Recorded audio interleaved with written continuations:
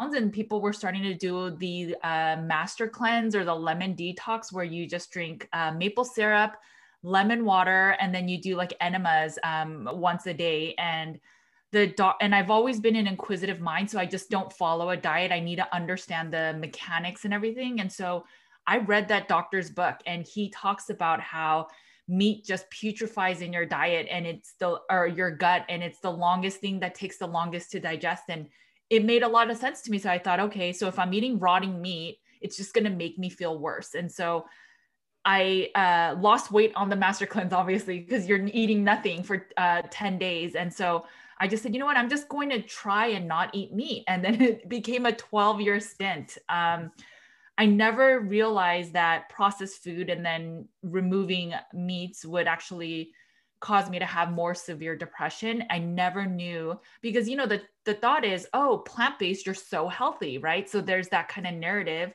And I followed it, and then going to Berkeley just furthered that, because Berkeley is such a plant-based friendly city, until I basically hit a wall. So I had a child, and I just had a breakdown because I took antibiotics, and I think it wiped out any semblance of, I guess, good gut bugs I had. And then I didn't want to go through that with my second child. And so I really dug into nutrition.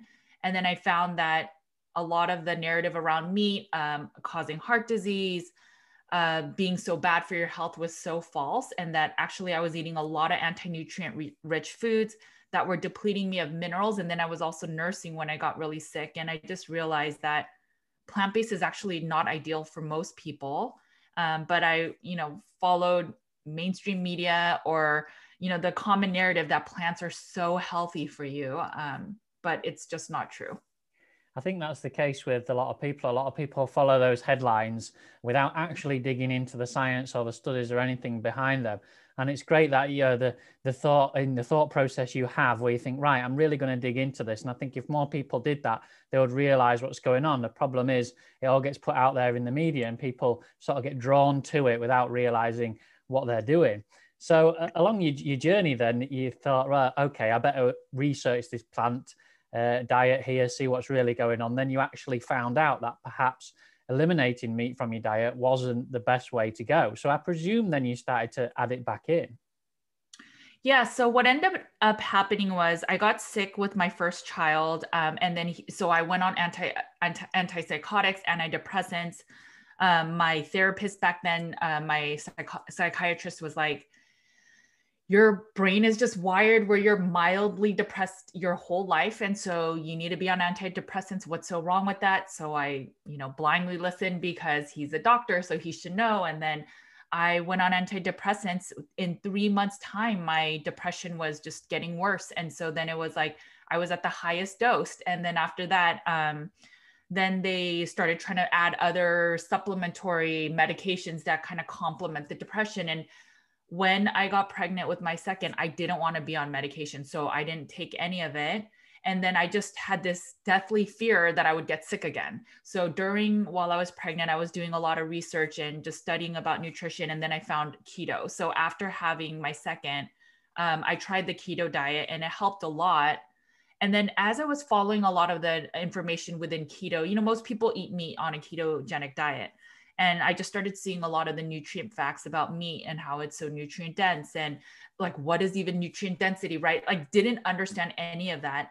And then as I just started peeling back the layers, I realized a lot of it was my diet.